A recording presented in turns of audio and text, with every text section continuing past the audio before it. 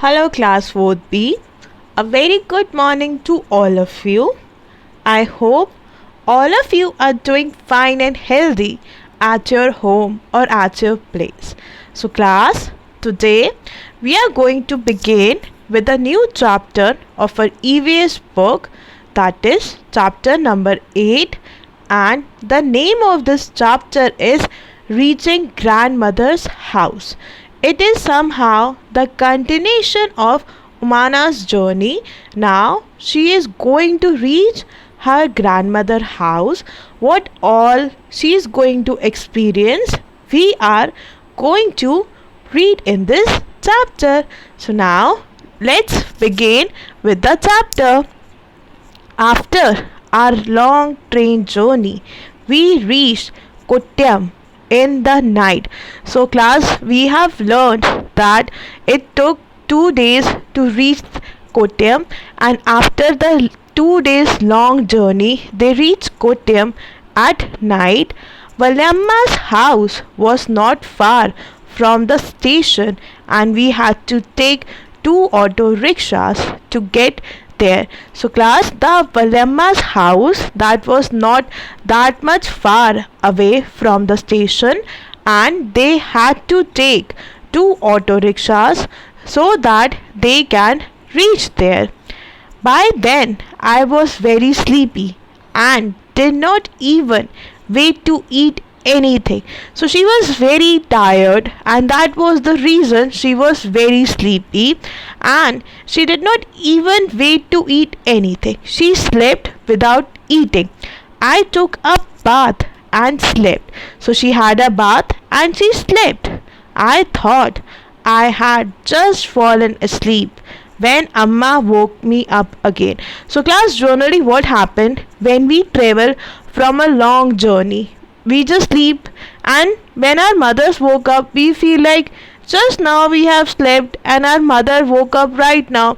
So the same feeling was with Umana also. She was also feeling the same, that she had just slept right now when her mother woke her again. We got ready, took our luggage, and went to the bus stand. So they got ready, they took their luggage, and the next mode of transport they are going to travel was through bus. Now Valyamma's family also came with us. We were 10 people and had a lot of luggage too.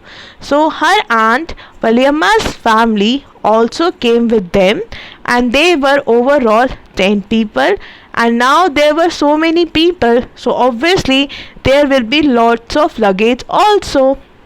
The bus conductor came and Appa bought tickets for all of us.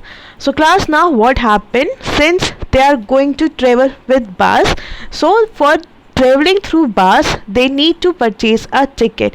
So the bus conductor came and Umana father bought all tickets for them. We managed to get seats. As it went along, the bus got very crowded. Now they are sitting in the bus, okay, and now the bus is further going, and suddenly, with slowly with the passage of time, the bus got very crowded. People were sharing the seats. We also had to share our seats. So, like, everybody was sharing the seat in the bus, as it was very crowded, they also had to share their seats. After a long ride, the bus reached the last stop. Now, after a very long ride, after a very long passage, the bus finally reached the last stop. I was happy to get off, and she was very happy that yes, she finally got off from the bus. My legs were stiff. I could hardly stand. So, class, generally what happens when we sit continuously for hours, our legs got stiff, and it takes time for us to stand properly. So similarly was the situation with Umana also.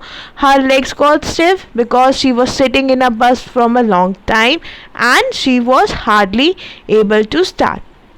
I thought that we had reached Anu Amma's village. She thought like after a huge traveling, finally they have reached the Amma's village now. Okay, so she thought, yes, finally we have reached her village. But no, our travel had not ended yet. But suddenly she got to know that they have to travel more, and she was feeling very sad. Okay, now the bus had dropped us by the waterside. Now the last stop of the bus was the stop where they got down, and it was the waterside. Look, Amma pointed across the water. That is where we have to go. Now her mother pointed across the water on the other side of the water. That is where they have to go. But how will we get there, I wonder? So Amana was thinking that how they will be able to reach on the other side of the water.